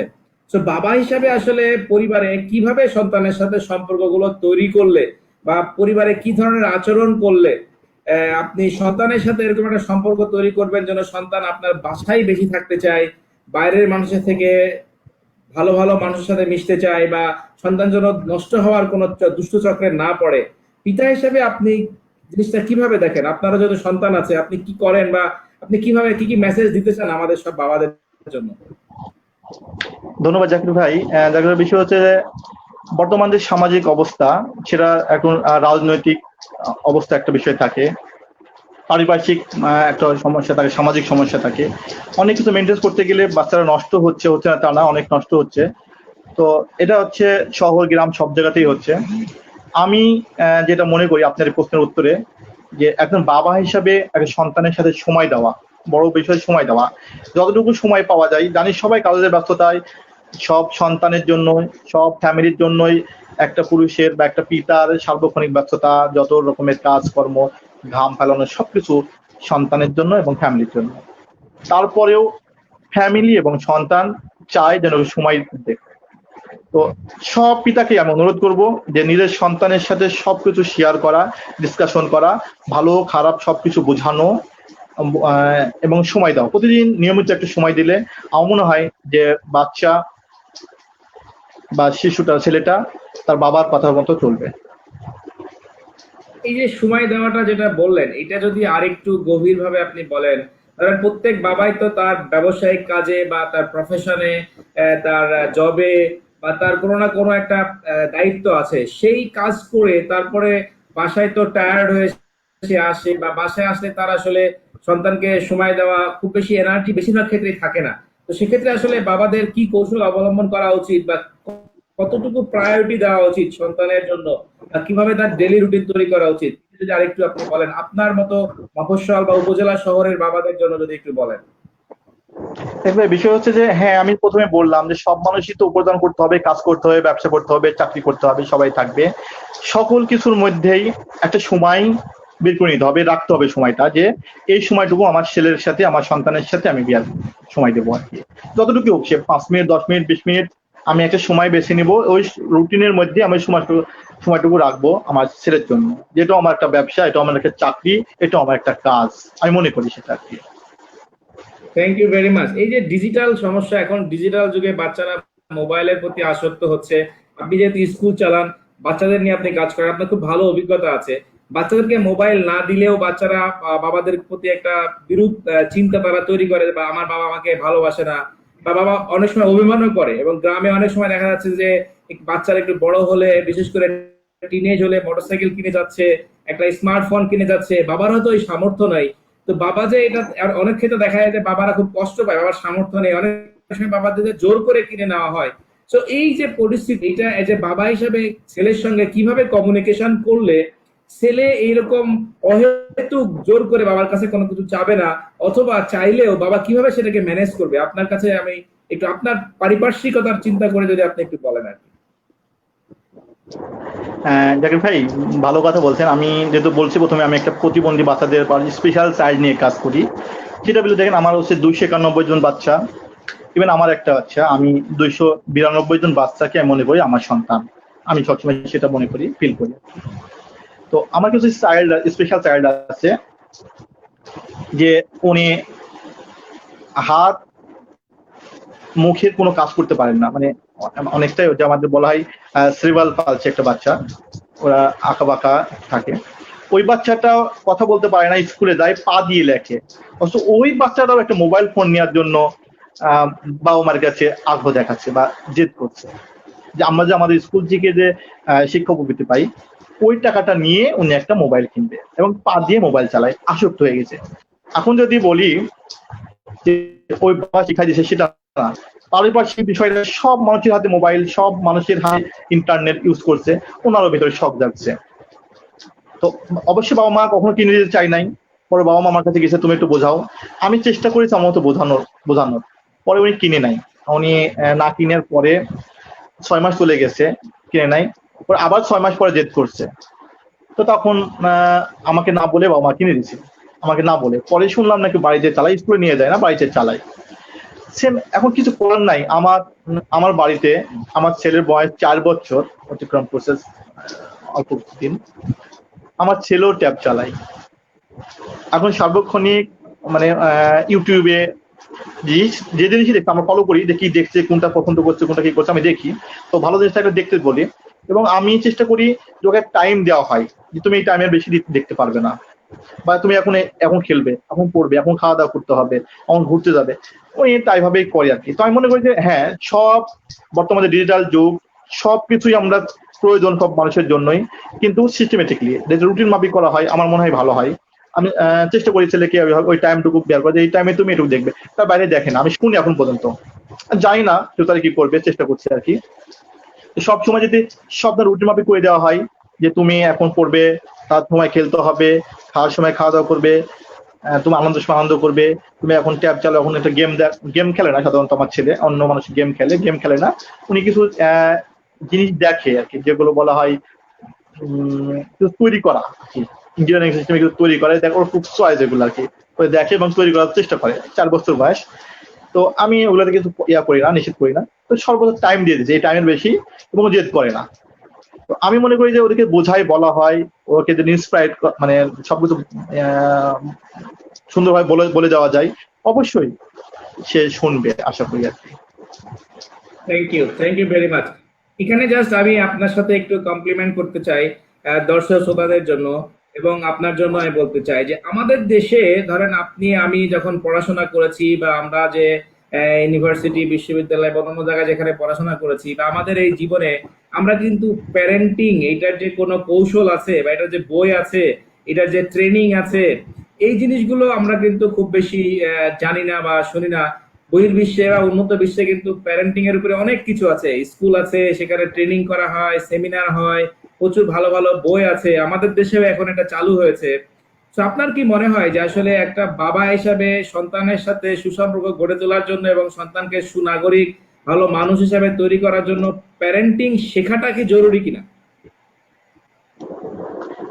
হ্যাঁ, বর্তমানে তো মানুষ আস্তে আস্তে বুদ্ধি করে হচ্ছে। তারা আমি বিএসএড কোর্স করেছি চাইল্ডের জন্য, যারা যে আমার শিশুটা কি করবে, কি করতে যাচ্ছে, কেন এরকম আচরণ করছে, সে কি পড়াশোনা করতে পারবে, তাকে সাইকোলজিস্টে কাউন্সিলিং করা দরকার হয় আর কি, সেটা বলছে আর কি। যারা সাইকোলজিস্ট তারা বলছে যে কাউন্সিলিং করতে হবে তাদেরকে আর কি। তো কাউন্সিলিং করার পরে ওনারা কি কাজ করতে পারবে, সেই কাজে ওকে কাজ শেখানো দরকার, বা সেই পড়াশোনা করা দরকার বলছে। তাই আসলে সবার তো এটা হয় না, বাংলাদেশে এখনো হয়ে ওঠে না এটা আর কি। অনেক সময় লাগবে এটা হয়ে উঠতে আর কি। আর সবচেয়ে বড় বিষয় ইফেক্ট করছে হচ্ছে পারিপার্শ্বিক বিষয়টা, যে আমি আমার ছেলেকে ভালো করে লাভ নাই। যখনই আমার ছেলে আমার কাছে থাকছে, আমি স্কুলে যখন যাচ্ছে, তখন ওর সঙ্গে 3 ঘন্টা সময় কাটাচ্ছে, খেলতে যাওয়ার 2 ঘন্টা সময় কাটাচ্ছে। আমি ইচ্ছে করলে এটা সম্ভব হচ্ছে না। এটা অনেক ডিফিকাল্ট হয়ে যাচ্ছে আমাদের জন্য আর কি বর্তমানে সময়কে। যতটুকু পারা হয়, যে আমি একজন পিতা হিসেবে বলবো যে নিজের ফ্যামিলি পারে এই পরিবর্তন আনতে, নিজের পরিবারই পারে। আমি আমাদের সাথে যুক্ত হয়েছেন Nusrat, thank you very much. আমাদের সাথে যুক্ত হয়েছেন আমাদের S M Shahriar Parvez Pallab, thank you ভাইয়া। পল্লব ভাইয়া কমেন্ট করেছেন, পৃথিবীর সকল বাবা ভালো থাকুক। জাকির ভাইকে অসংখ্য ধন্যবাদ সুন্দর আয়োজন করার জন্য। ভাইয়া থ্যাংক ইউ কানেক্ট হওয়ার জন্য। কোনো প্রশ্ন থাকলে আমাদেরকে করতে পারেন। আমার কাছে ভাই একটা প্রশ্ন আপনার জন্য, সীমানুর ভাই। আমরা ধরেন আমরা যদি বলি যে পারিপার্শ্বিকতা খারাপ হয়ে যাচ্ছে, এই পারিপার্শ্বিকতা বদলানোর জন্য এজ এ বাবা হিসাবে আমাদের কি কোনো আসলে ভূমিকা আছে? আমরা আসলে কিছু করতে পারি? না, পারিপার্শ্বিকের বিষয়টা হচ্ছে তো সোশ্যালের বিষয়। এটা তো একজন পিতা সকল কিছু চেঞ্জ করতে পারবে না। সেখানে টোটাল সোশ্যাল, মানে সমাজের একটা অ্যাওয়ারনেস দরকার, একটা গভর্নমেন্টের অ্যাওয়ারনেস দরকার, যারা প্রভাবশালী পার্সন অ্যাওয়ারনেস দরকার, এলাকার চেয়ারম্যান, মেম্বার, পলিটিক্যাল লোক বা যারা প্রধান মাতব্য তাদেরকে অ্যাওয়ারনেস দরকার। না হলে ইম্পসিবল। কেউ যদি সবাই এগিয়ে আসে পসিবল, আমি মনে করি আর কি। আমি জাস্ট একটা জিনিস আমি আমি আপনাকে একটু জাস্ট করতে চাই, যেমন ধরেন আগেকার সময় যখন ছিল, আমরা যখন ছোট ছিলাম, আমাদের এখানে এক বাবা অনেক সুন্দর করে বলেছেন যে উনার জীবনে যখন উনি ছোট ছিল, তো চাচা তো ভাই এবং অন্যরা তাদের যে সম্পর্কগুলো ছিল, ও যদি কোথাও একটা দুষ্টামি করতো, যারা ওর থেকে সিনিয়র তারা ওকে ধরে ফেলতো, ধরে নিয়ে এসে বাবার কাছে বিচার দিত, চাচা এই যে আপনার ছেলে একে বকা দিছে, বা আপনার ছেলে এই কাজটা করেছে, বা বা তার বড় ভাই বা তার চাচা, তারা কিন্তু তাকে অবজার্ভ করতো এবং তারা এসে বিচার দিত, যার ফলে ওই ছেলেটা কিন্তু তার চারিত্রিক সংশোধনের জন্য কোনটা সঠিক কোনটা ভুল এই বোঝা কিন্তু ছোটবেলা থেকে অনেক কিছু শিখে আসছিল। আমরা কি এখন আসলে বেশি ব্যক্তি কেন্দ্রিক হয়ে যাচ্ছি, যে আমি আমার ছেলে আমার ছেলে আমার ছেলেকে নিয়ে বেশি ব্যস্ত, আমার ছেলেটাকে ঘরের ভিতরে সুন্দর করে রাখবো, আর কারো ছেলের ব্যাপারে কিছু বলবো না, তাহলে কি আসলে আমরা পারবো আমার ছেলেকে ভালো রাখতে? আপনার কি মনে হয় এই বিষয়ে? দেখেন ভাই, বিষয় এখানে হচ্ছে যে আগে আর এখনের মধ্যে অনেক ডিফারেন্স। আগে আপনি দেখছেন যে একই ফ্যামিলিতে বাবা, চাচা, দাদা, দাদি সবাই একসঙ্গে চলতো। তখন একটা আমার ভাইয়ের ছেলের প্রতি আমার একটা আলাদা মহব্বত টান ছিল, যে আমার নিজের ইয়াতে। কিন্তু বর্তমানে যে সময়কে যে এমন অবস্থা হয়ে গেছে যে আমার ভাই, আমার আমার নিজের চাচা সব আলাদা আলাদা, সব সেপারেট সেপারেট। যার তোমার সে চিন্তা করে, কারো চিন্তা কেউ করে না। এবং এমন হয়ে গেছে, কনস্পিরেসি হয়ে গেছে যে আমরা নিজের নিজের চিন্তা শুধু করে। আর সেজন্য আপনি যখন টাইমের আর এখনের টাইমের অনেক ডিফারেন্স, অনেক অনেক ডিফারেন্স। এরপর অনেক কঠিন হয়ে যাবে। এক্স্যাক্টলি এই সময়ে আমার কাছে যেটা মনে হচ্ছে ব্যক্তিগতভাবে, আমি যদি শুধু আমার সন্তানকে ভালো করার চেষ্টা করি, যেটা আপনি বললেন, আলটিমেটলি আমরা তখন একটা, এটাকে আমার ভাষায় আমি বলবো এক্সকিউজ দাঁড় করিয়ে যে সমাজ খারাপ হয়ে গেছে, রাজনীতি খারাপ হয়ে গেছে, আমার ছেলেকে আর মানুষ করতে পারলাম না। কারণ আপনার ছেলেকে আপনি যথেষ্ট চেষ্টা করছেন, কিন্তু সে বাইরে গিয়ে কিন্তু দূষিত হয়ে যাচ্ছে, এবং বাইরে গিয়ে তার যেটা করতে সেটাই কিন্তু তার ভালো লাগতেছে, বাসায় এসে কিন্তু আপনার কথা শুনতে তার আর ভালো লাগতেছে না, বাসার গাইডলাইন ডিসিপ্লিন তার আর ভালো লাগতেছে না, সে কিন্তু তার বন্ধুটাই ভালো লাগছে, সুতরাং সে বাবাকে ফাঁকি দিয়ে চুরি করে হলেও বন্ধুর সাথে গিয়ে বেশি সময় কাটাচ্ছে, অথবা মোবাইলে কানেক্ট করছে, অথবা চ্যাটিং করছে। তো এই যে সমস্যাটা, এইটা উত্তরণের জন্য আপনার কোনো চিন্তা ভাবনা আছে কিনা, বা আপনার কোনো পরামর্শ আছে কিনা? এটা আমি মনে করি যে আমি নিজের নিজের নিজের নিজের জায়গা থেকে যদি আমি অ্যাওয়ারনেস না হই, সচেতন না হই, তাহলে তো সম্ভব না। আর পাশাপাশি নিজেদের প্রথম কাজ হচ্ছে নিজেরা সচেতন হতে হবে। প্রত্যেকটা পিতাকে, প্রত্যেকটা বাবাকে আগে সচেতন হবে এবং সুপরামর্শ দেওয়ার জন্য বাচ্চাদেরকে চিন্তা করতে হবে।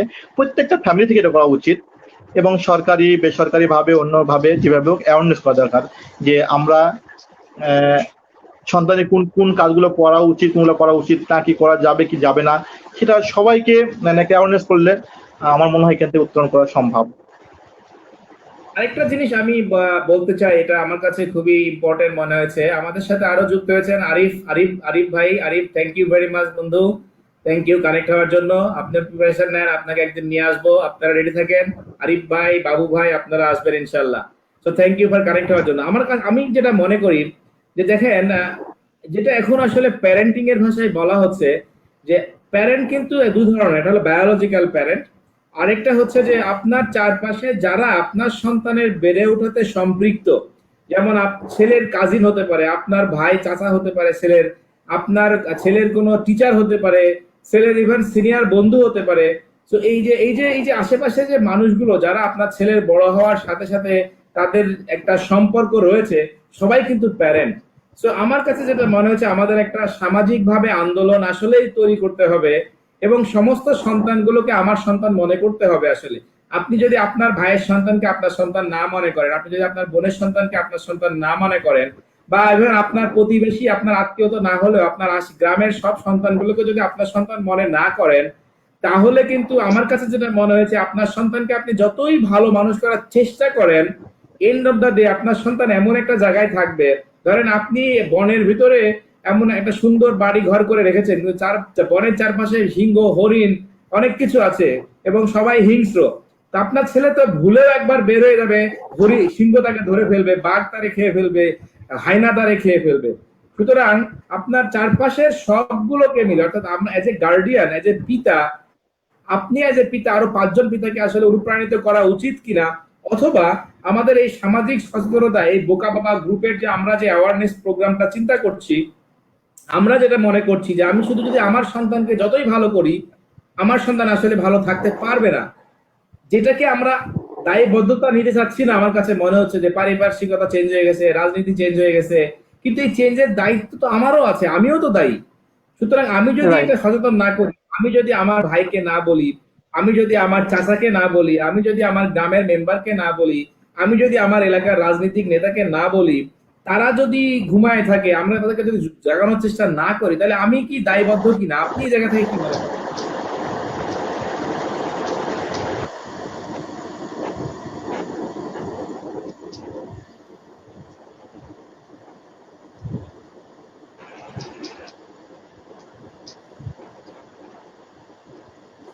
আমাদের আমাদের দায়িত্ব তবে আছে আপনার কিনা কথা এগুলো শুনতে পরিবর্তন করার জন্য? এই এই জিনিসগুলো পরিবর্তন করার জন্য আমাদের দায়িত্ব আছে কিনা, আপনি কি মনে করেন? হ্যাঁ, অবশ্যই প্রত্যেকটা মানুষেরই দায়িত্ব, একা একা তো কোনো কিছু সম্ভব হবে না। প্রত্যেকটা মানুষের নিজের নিজের জায়গা থেকে আগে ভাবতে হবে, চেঞ্জ হতে হবে, তবে কি সম্ভব। আসলে মানুষ একটা যে কোনো পৃথিবীর যে কোনো জিনিসই, আমি যদি আমার ছেলে যদি আমেরিকাতে জন্মগ্রহণ করে, সে অবশ্যই ইংলিশ ভাষায় কথা শিখে। বাংলাদেশে জন্মগ্রহণ করলে বাংলায় কথা শিখে। চায়নাতে জন্মগ্রহণ করলে চাইনিজ ভাষা শিখে ফেলে অটোমেটিক। এটা কোথা থেকে শিখে? পারিপার্শ্বিকতার কারণে। এটাই বাস্তবতা, যে পারিপার্শ্বিক চেঞ্জ না হওয়া পর্যন্ত, চেঞ্জ না করা পর্যন্ত এটা ঠিক হবে না। আমি নিজে চেঞ্জ না হওয়া পর্যন্ত হবে না, প্রত্যেককে চেঞ্জ হতে হবে পর্যায়ক্রমে আর কি। আর সেটা আপনি যে প্রোগ্রামটা হাতে নিয়েছেন বোকা বাবা, এখান থেকেই আশা করছি এরকম ধরনের অ্যাওয়ারনেস আরো কিছু তৈরি হয় আপনার মতো করে। আপনাকে স্যালুট জানাই, যত সুন্দর একটা আয়োজন করেছেন থ্যাংক ইউ। পৃথিবীর সকল সন্তানের জন্য, সকল বাবার জন্য একটা ভালো, সারা বাংলাদেশকে ডেভেলপ করার জন্য আপনি চিন্তা করেছেন মাথায়, সেজন্য আমার পক্ষ থেকে অনেক ধন্যবাদ জানাচ্ছি। আমি একটা মনোবিজ্ঞানের একটা ইয়ে পড়ছিলাম যে একটা একটা মানুষের যমজ দুটো সন্তান হয়েছে। তো একটা সন্তানকে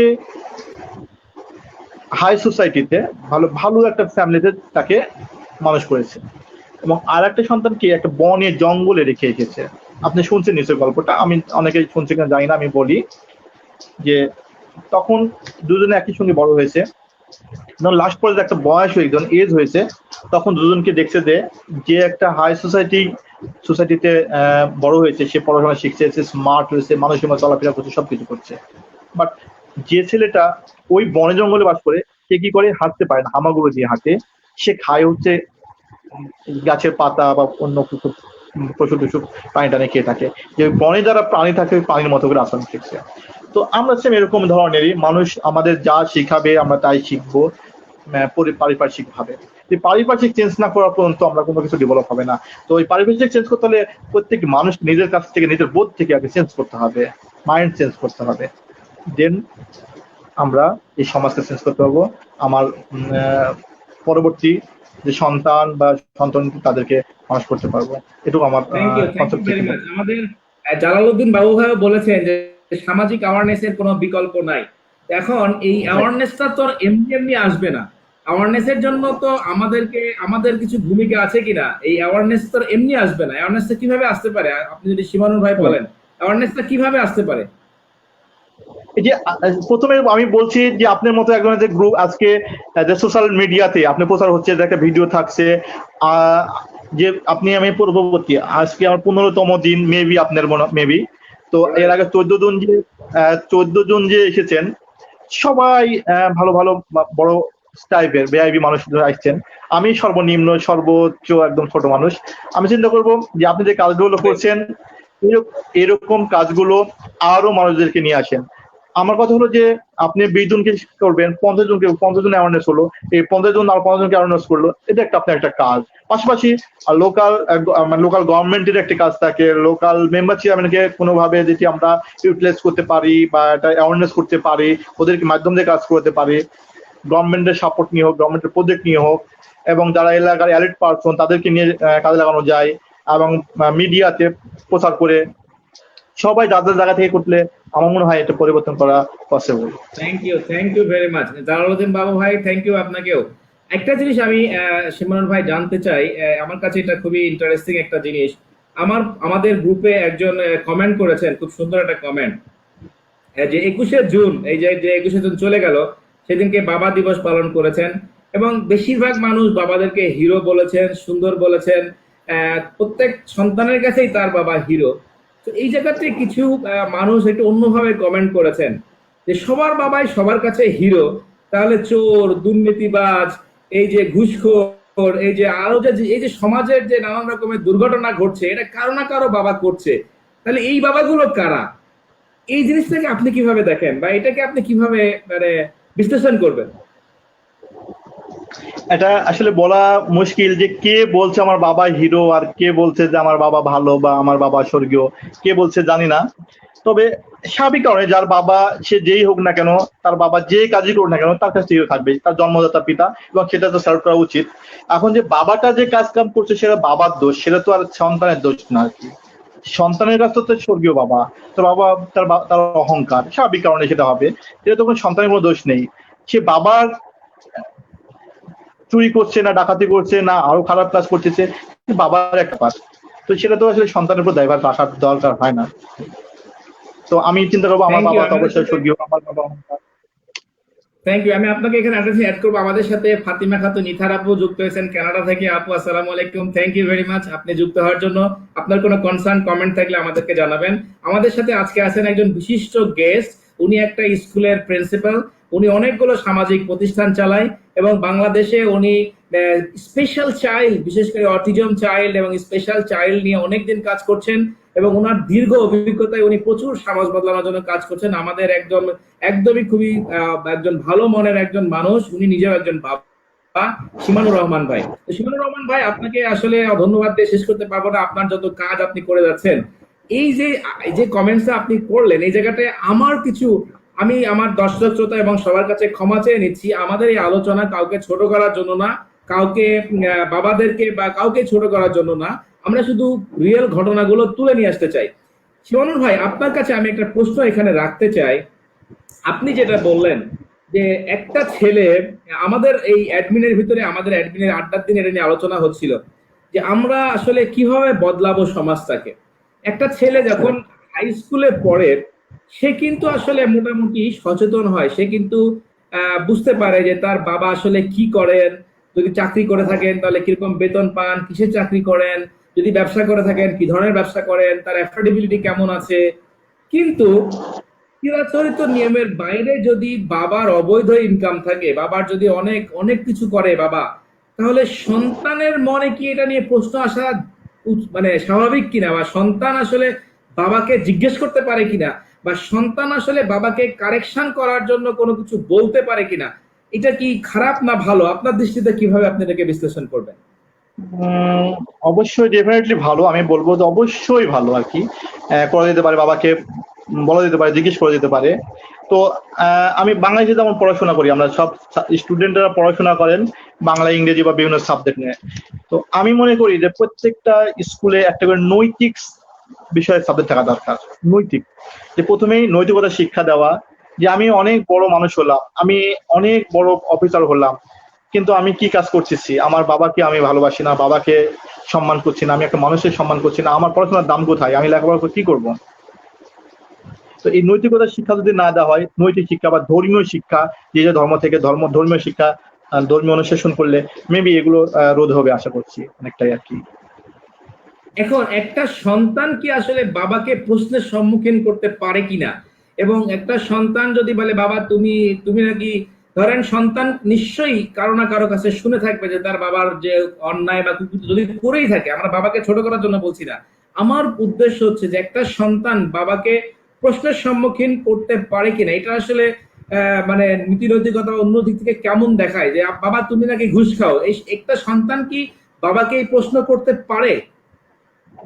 না, এইভাবে ডাইরেক্টলি না বলে অন্য ভিন্ন ভাবেও তো বলা যেতে পারে, ভিন্ন ভাবে বলা যেতে পারে যে বাবা তুমি কি কাজ করো, এত টাকা কিভাবে ইনকাম করো, বলে তো বলতে পারবে। একটা সময় বাবাকে বলবে, বাবা বোঝাবে, অন্য ভাবে বোঝাতে পারে। আমার আমার কাছ থেকে বলছি, এটা আমার দৃষ্টিকোণ থেকে বলছি ভাই, আমি সবার কাছে বলছি না আর কি। যে বলতে পারে যে বাবা এই ঘুষ খাওয়া বা অন্য কাজ 2 নম্বরে দুর্নীতি করা না করা ভালো, বা এটাতে পাপ হয়, এটা করা যা ঠিক না বাবা, বলতে পারে। উনি ওর বাবাই করেন কিন্তু জানেন না উনি, ওনাকে বলতে পারেন। অবশ্যই বাবা যদি সচেতন হয় বা সে বুদ্ধিমান হয়, নিশ্চয়ই সে আস্তে আস্তে আস্তে ওখান থেকে এক্সিট হয়ে যাবে মেবি। এবং আমাদের একজন বাবা এসেছিলেন, উনি প্রচন্ড ধার্মিক এবং ওনার ফ্যামিলিও অনেক ধার্মিক। ওই বাবা 3টা জিনিস আমাদেরকে দিয়ে গেছেন। 3টা জিনিস বলেছে যে আপনার সন্তান আপনার জন্য তখনই মঙ্গলকর হবে আপনার যদি 3টা জিনিস থাকে। 1 নাম্বার, আপনার সন্তানকে আপনি যেটা খাওয়াচ্ছেন সেটা হালাল হইতে হবে। আপনি যদি হালাল ইনকাম না করে অন্যের হক নষ্ট করে আপনার সন্তানকে খাওয়ান, তাহলে আপনার সন্তান আপনাকে যে খাওয়াবে না এই গ্যারান্টি আপনার নাই। অর্থাৎ আপনার যে বয়স্ককালীন সময় আপনি প্রবলেমে পড়বেন এটা আপনি নিশ্চিত থাকেন। সুতরাং আপনি যত বেশি ইনকাম করেন না কেন, সন্তান কিন্তু কৃতজ্ঞ ভরে সেটা স্মরণ করবে না। আমি ওই বাবার কোটেশনটা বলছি, এটা আমার কোটেশন না। এবং আরো 2টা জিনিস উনি বলেছেন যে আপনাকে সন্তানদেরকে অবশ্যই ধর্মীয় মূল্যবোধ শিক্ষা দিতে হবে।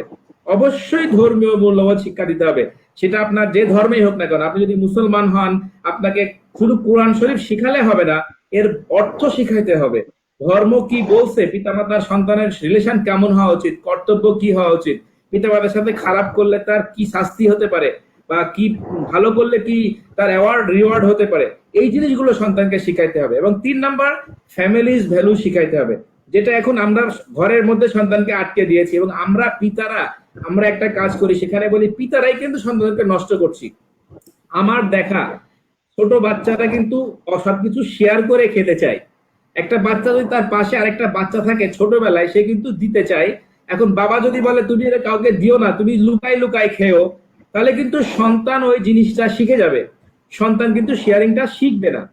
তো সেক্ষেত্রে বাবা হিসাবে সন্তান এবং বাবার সম্পর্কটা আসলে কিরকম হওয়া উচিত, যেন সন্তানও বাবাকে কারেক্টিভ অ্যাকশন দিতে পারে।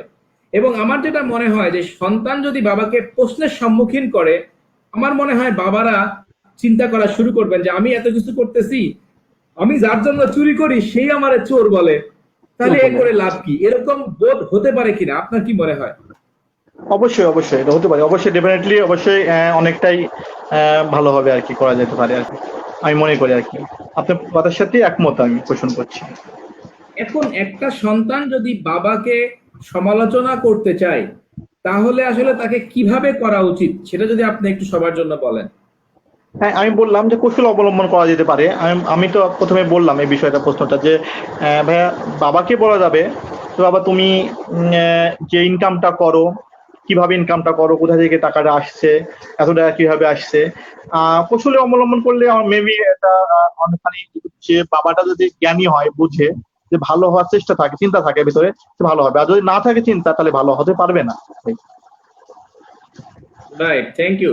আমাদের সাথে আমেরিকা থেকে যুক্ত হয়েছেন হাসিফ ভাই, থ্যাংক ইউ ভেরি মাচ। আমাদের সাথে যুক্ত হয়েছেন শাহাদত হোসেন ভাই, থ্যাংক ইউ।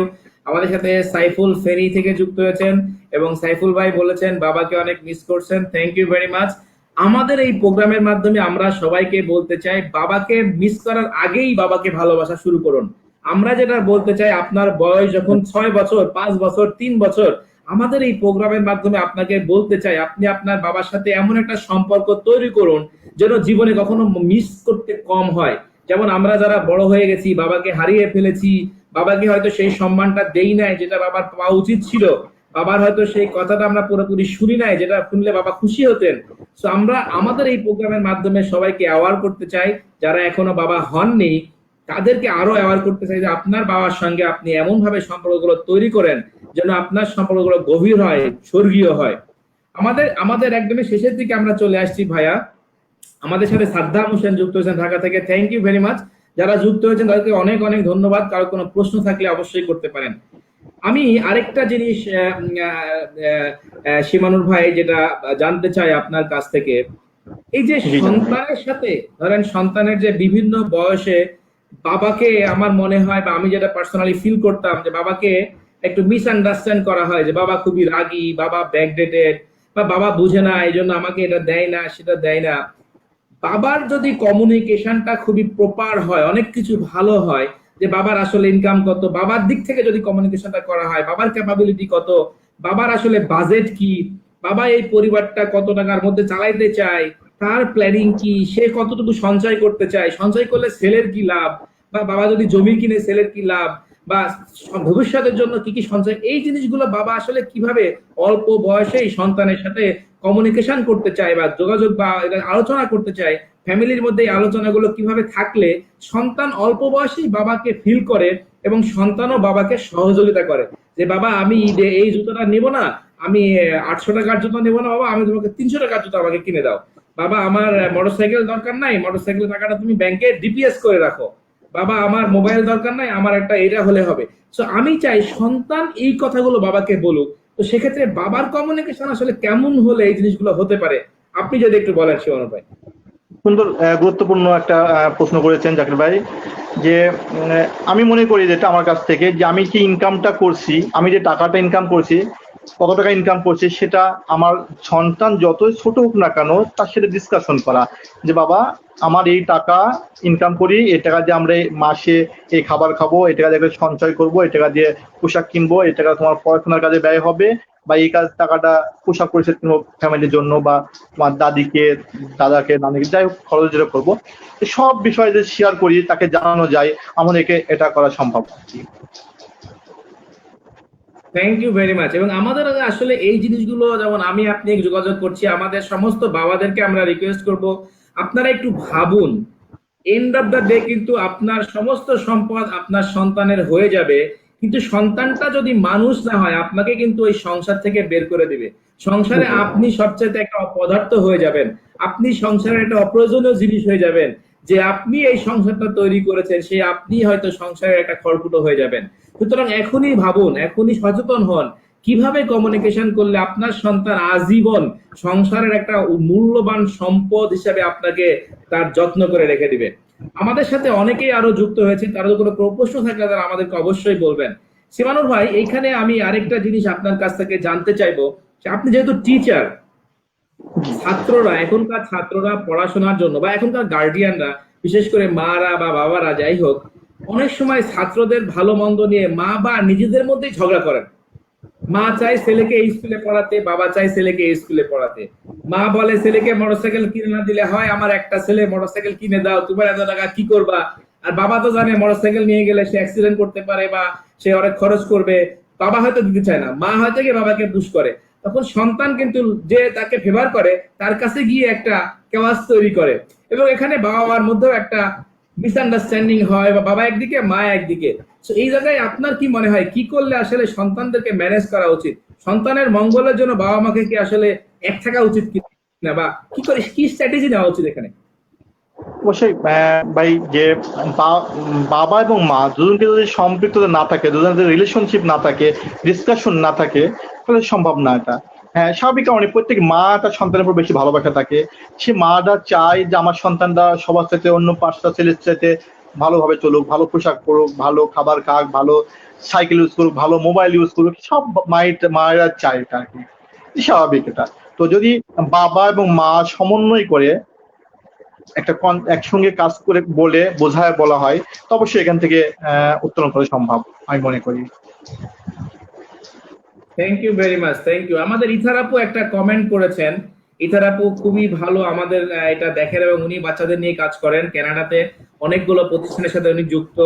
উনি বলেছেন, in our country we don't maintain that relationship to ask any question to our dad.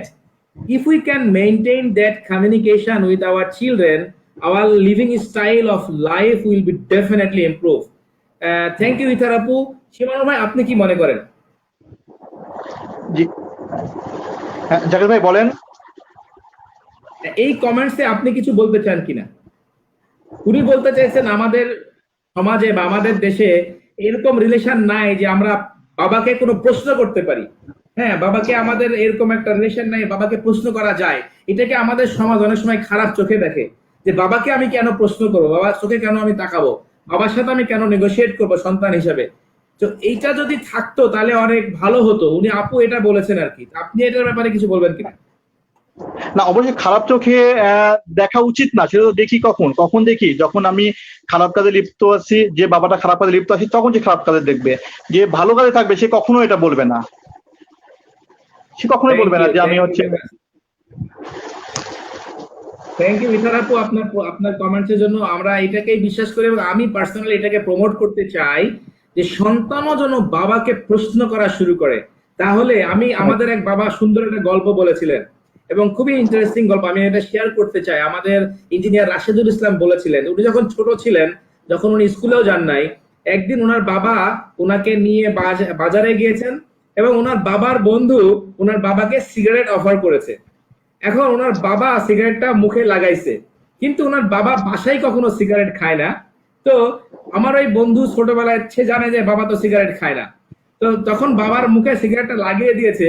তখন সে ওই আঙ্কেলকে ভুল বুঝেছে যে আঙ্কেল আমার বাবাকে সিগারেট দিচ্ছে, বাবা তো সিগারেট খায় না। তো ছেলেটা কি করছে, আমার ওই বন্ধু কি করছে, বাবার মুখ থেকে সিগারেটটা বের করে আঙ্কেলকে ফেরত দিয়ে দিচ্ছে।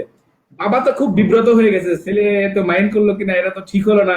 ছেলের সামনে আমি কখনো সিগারেট খাই নাই, বাট আজকে বন্ধুদের সাথে মিশে ছেলেকে বন্ধুদের মধ্যে নিয়ে আসলাম, ছেলে আবার সিগারেট খাওয়া দেখে ফেললো, ছেলে তো নিশ্চয়ই সিগারেটটা ভেঙে ফেলবে, নাহলে কিছু করবে।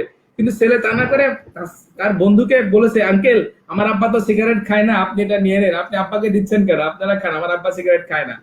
তো সেই দিন থেকে তার বাবার ভিতরে একটা বোধ আসছে এবং তার বাবা তার পরের দিন থেকে সিগারেট ছেড়ে দিয়েছে।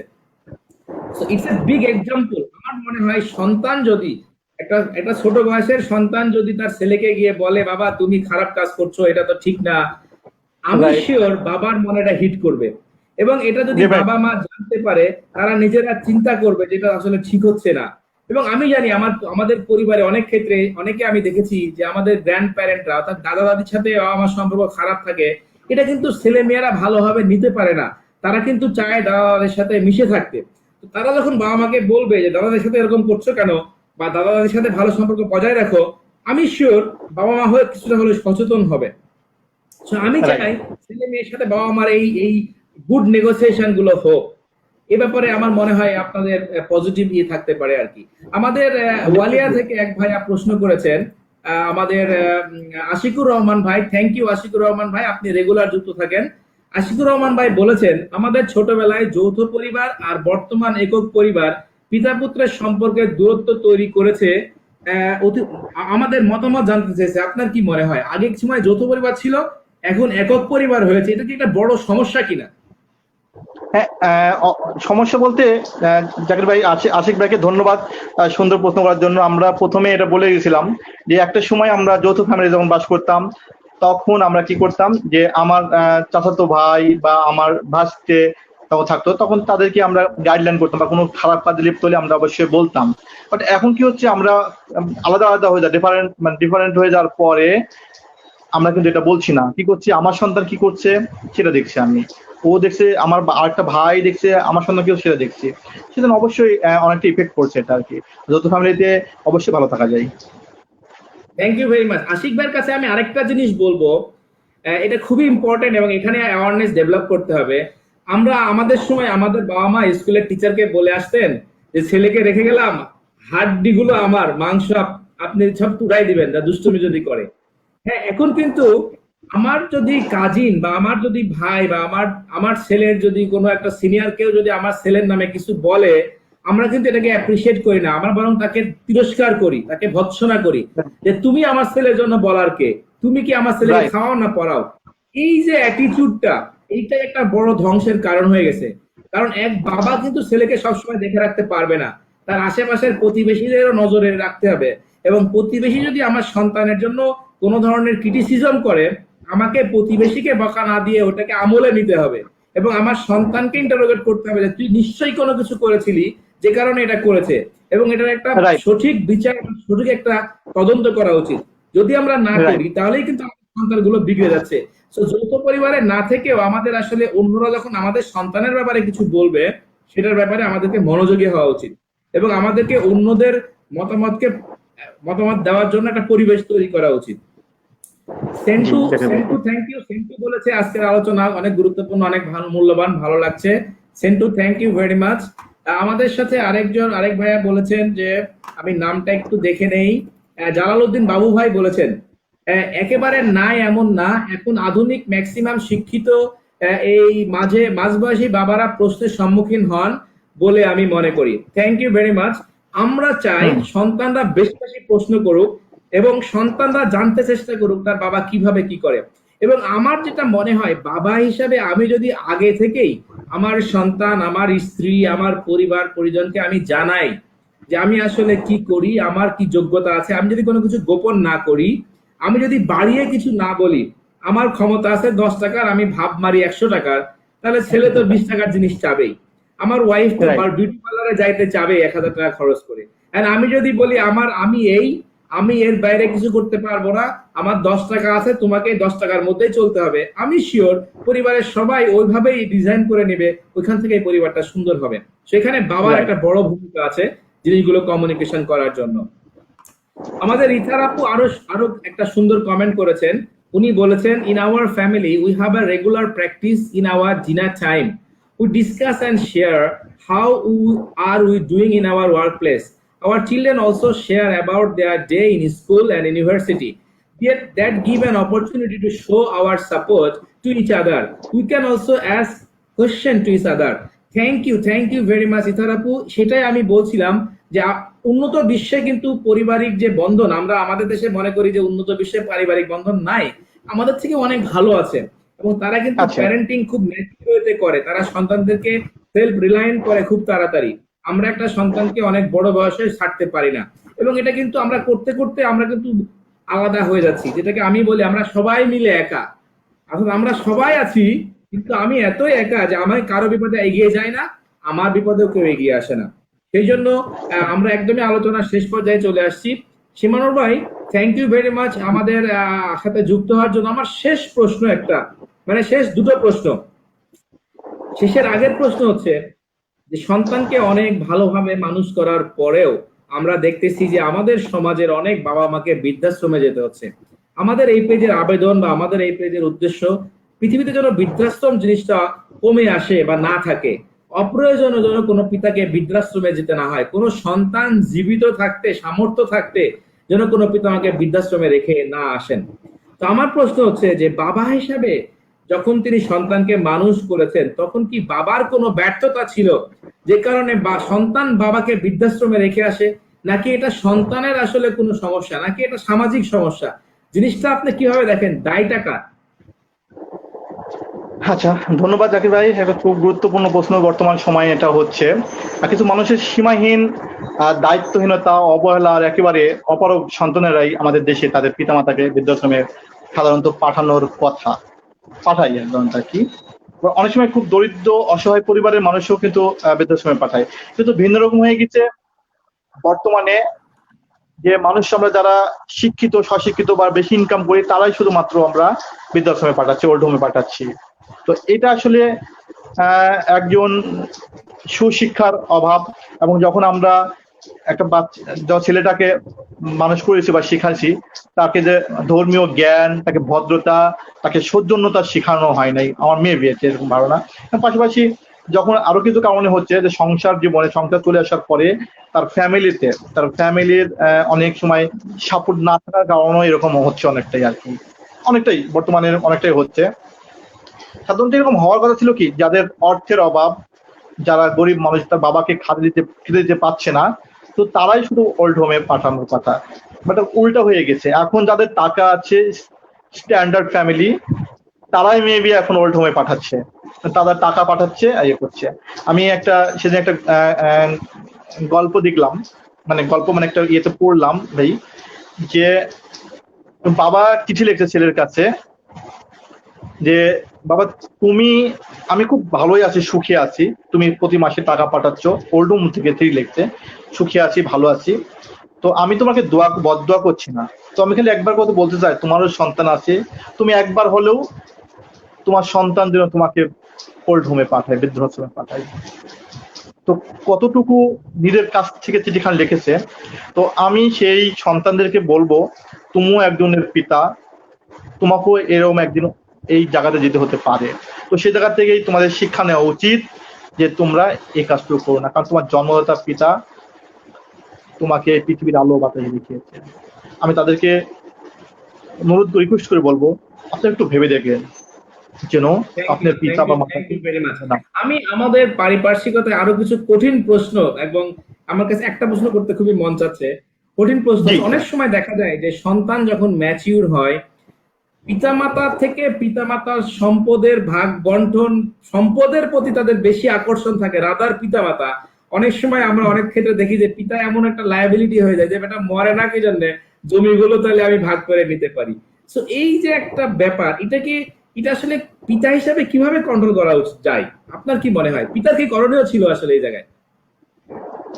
না, এইটা আসলে একটা শিক্ষা দেওয়ার বিষয়, শিক্ষার বিষয় না, পিতার একটা একটা ফ্যামিলিগত বিষয়। আমি বলি আমার বাবা 13 বছর মারা গেছে। আমার নিজের বিষয় যে বলি, 13 বছর মারা গেছে। আমাদের যে জমি জায়গা আছে এখন পর্যন্ত আমরা কোনো ভাই ভাগ নেইনি, নিজেরাই। কেউ ভাগ করে না এখন পর্যন্ত। বাবা মারা যাওয়ার 13 বছর হয়েছে, ভাগ করে নাই, আমি নিই না। যে যেমন আবাদ করে, যারা আমাদের সংসার দেখে, যেসব ভাই সব দেখে, আমরা কখনোই করি নাই। তো এক একজন এক এক রকমের বিষয়, তার শিক্ষণীয় বিষয়, তার ব্যক্তিগত বিষয়, পার্সোনাল বিষয়, তার ফ্যামিলির বিষয়, এটা এক একজনের মেন্টালি এক এক রকমের। যাকে ভাইয়া তো সেটা নিজের কাছ থেকে নিজের মেন্টাল চেঞ্জ না করতে পারি, আমি নিজে চেঞ্জ যদি না হয় তাহলে আমার পরিবার চেঞ্জ হবে না, পরিবার চেঞ্জ হলে আমার সমাজ চেঞ্জ হবে না, সমাজ চেঞ্জ হলে আমার রাষ্ট্র চেঞ্জ হবে না। তো নিজের কাছ থেকে আগে চেঞ্জ হতে নিজেকে আর কি, আমি মনে করি। Thank you very much. অনেক আলোচনা আছে, আমরা অনেক সময় নিয়ে নিয়েছি। আমরা আশা করব প্রতিটা পিতা এত ভালো অ্যাওয়ার হবেন, কমিউনিকেশন করবেন সন্তানের সাথে এমন ভাবে, তার কি আছে, তার সম্পদের কি আছে, কি পরিকল্পনা, সুন্দরভাবে পরিকল্পনা করলে জীবনগুলো অনেক সুন্দর হবে।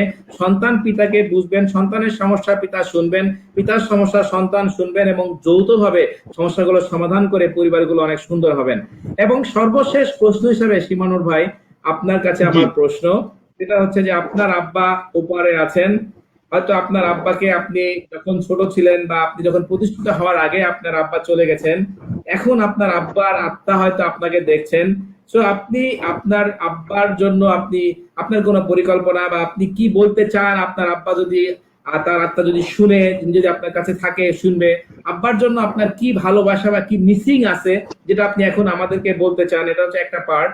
আর লাস্ট পার্টটা হচ্ছে আপনার সন্তান আছে, তো আপনার সন্তানের জন্য আপনি কি মেসেজ দিতে চান, বা আপনার সন্তানের কাছে আপনার কি ধরনের এক্সপেকটেশন আছে যখন আপনি এই দুনিয়ায় থাকবেন না, বা আপনি যখন বয়স্ক হয়ে যাবেন, আপনি কি চান আপনার সন্তানের কাছ থেকে?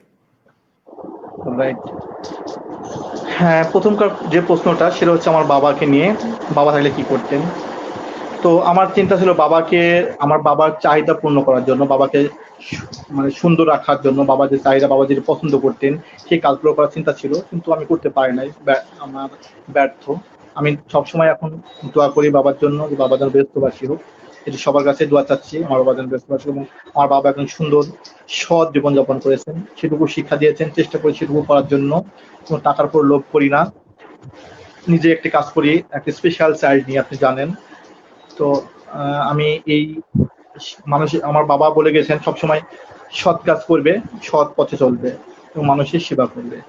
এই কথাটুকু নিয়েই আমি ধারণ করে চলার চেষ্টা করি, যতটুকু সম্ভব করার চেষ্টা করি। পারস্পরিক ভাবে অনেক কিছু এলোমেলো হয়ে গেলেও আমি চেষ্টা করি একটু করার জন্য। আমিও আমার ছেলেকে আমার প্রথম চিন্তা ধর্মীয় জ্ঞান দেবো, এবং সবসময় বলি তুমি নম্রতা, ভদ্রতা, ছোট বাচ্চা আমি তারপর চিন্তা করি ভদ্রতা এবং আত্মবিশ্বাস এবং শুদ্ধনতা শেখানোর জন্য তাকে বেশি শিক্ষা দেবো। এবং আমার বাবার সে কথাটাই, সৎ কাজ করবে, সৎ পথে চলবে এবং মানুষের সেবা করবে, এটুকু বলতে চাই আমি। থ্যাংক ইউ ভেরি মাচ সীমানুর ভাই, আপনি অনেক কষ্ট করে অনেক দূর থেকে অনেক সময় দিয়েছেন। একদম শেষ হিসাবে আপনি দর্শকের জন্য বা আপনার যারা দেখছেন, অনেকেই পরে দেখবেন, পিতাদের জন্য বা সন্তানের জন্য শেষ মেসেজ হিসেবে আপনি কি বলতে চান? ধন্যবাদ যারা আজকের এই লাইভ প্রোগ্রাম সরাসরি দেখছেন, তাদেরকে অসংখ্য ধন্যবাদ, তার সময় নষ্ট করে আমাদের কথা শুনছেন। তো আমি সবসময় যারা আমার আছেন, যাদের পিতা বেঁচে আছেন, আমি চিন্তা বলবো আমার কাছ থেকে যে আপনার পিতা, আপনার জন্মদাতা, যিনি আপনাকে পৃথিবীর আলোর মুখ দেখাইছে, সর্বস্বটুকু দিয়ে চেষ্টা করবেন ওনাকে ভালো রাখার জন্য, ওকে সন্তুষ্ট রাখার জন্য, ওকে সুখে রাখার জন্য। এটুকু আপনার সবার কাছে আমি আমার পক্ষ থেকে রিকোয়েস্ট করব। আর সেই সাথে যাদের সন্তান রয়েছে, আমি আপনাদের কাছে বলবো যে আপনার সন্তানকে ধর্মীয় জ্ঞান, ধর্মীয় অনুশাসন ভেতরে দিয়ে তাকে সবসময় নিজের কাছে সৎ পথে চলা এবং মানুষের সেবা করার জন্য, এবং নিজের সৌজন্যতা বোধ শিখাবেন, যেন সে নিজে চলতে পারবে এবং আরো 5 জনকে শিখাতে পারবেন, সে নিজে বড় হতে পারবেন। এটুকু বলে আমি আমার আজকের এই সামান্য আলোচনা, আমি গোছালো কথা বলতে পারি না, সবার কাছে ক্ষমা চাচ্ছি, আমার কথাই যদি কোনো ভুলভ্রান্তি হয়ে থাকে তো ক্ষমা চাচ্ছি সবার কাছে। শিবানুর ভাই, আপনি অনেক সুন্দর কথা বলতে পারেন এবং আপনি অনেক বড় হৃদয়ের একজন মানুষ। অনেক সময় বলে আপনার শরীরে আসলে মাংস নাই, পুরোটাই হৃদয়, পুরোটাই আপনার কলিজা। তো আপনি অনেক ভালো ভালো কাজ করছেন, আপনার দীর্ঘায়ু কামনা করছি। আল্লাহ তাআলা আপনার সন্তানকে একজন সুনাগরিক, স্বশিক্ষিত এবং সবচেয়ে ভালো হিউম্যান বিং হিসেবে তৈরি করুন, এই কামনা করি। প্রিয় দর্শক শ্রোতা বন্ধুরা, আপনারা অনেকেই আমার সাথে কানেক্ট হয়েছিলেন, আপনাদের নার্গিস আপু আপনি কানেক্ট হয়েছেন, সেদিকে ধন্যবাদ সবাইকে। আমাদের এই গ্রুপ থেকে আমরা যে আলোচনাগুলো করছি মাই ফাদার মাই হিরোর শিরোনামে, আমাদের একটাই উদ্দেশ্য, সেটা হলো প্রতিটা পরিবার যেন হয় স্বর্গীয়, প্রতিটা সম্পর্ক যেন হয় স্বর্গীয়। আমরা এজ এ বাবা হিসেবে আমাদের রোলটা খুবই ডাইনামিক। বাবা হিসাবে আপনি নিজেকে সঠিক পথে রাখার চেষ্টা করুন। সন্তানকে উপদেশ দিলে সন্তান শুনবে না, সন্তানের রোল মডেল হন। আর সন্তানের রোল মডেল হলে আপনার জীবনটাকে ডিসিপ্লিন, আপনার জীবনটাকে সুন্দর করে গড়ে তুলতে হবে, আপনাকে ন্যায় নীতি নিষ্ঠার সাথে চলতে হবে। সন্তান আপনার দেখে দেখে সে তাকে তার জীবনের রোল মডেল হিসেবে চিন্তা করবেন। আরেকটা মেসেজ আমি খুব রিকোয়েস্ট করবো সবাইকে, কখনো মনে করবেন না আপনার সন্তানই শুধু আপনার সন্তান। আপনার চারপাশে যতগুলো সন্তান আছে এবং এই পৃথিবীর সমস্ত সন্তানই আসলে আপনার সন্তান। আপনি যখন একটা সন্তানের বাবা, আপনার সন্তান কিন্তু পৃথিবীর সন্তান। আপনার সন্তান যখন বড় হবে, মানুষ হবে, সে কিন্তু আপনার সন্তান থাকবে না, সে হবে পৃথিবীর সন্তান। ঠিক একইভাবে পৃথিবীর সমস্ত সন্তানও কিন্তু আপনার সন্তান। তো যদি আপনি পৃথিবীর সমস্ত সন্তানকে আপনার সন্তান মনে করেন, একটা ছোট বাচ্চা যদি আপনার চোখের সামনে বাইরে কোনো একটা খারাপ কোনো কিছু করতে চেষ্টা করে বা করে, আপনি অবশ্যই সেটাকে আমলে নেবেন এবং চেষ্টা করবেন আপনি সেটাকে কারেকশন করার জন্য। আপনি যদি টিচার হন, ডেফিনেটলি তার বাবার নজরে নিয়ে আসবেন। আপনি যদি প্রতিবেশী হন, ডেফিনেটলি তার বাবার নজরে নিয়ে আসবেন, তার গার্ডিয়ানের নজরে নিয়ে আসবেন।